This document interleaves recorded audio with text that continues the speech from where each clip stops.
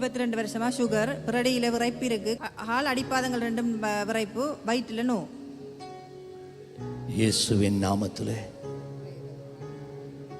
கால்களில் இருக்கிற இந்த விரைப்பு இப்பொழுதே நீங்கி போக கடவுது.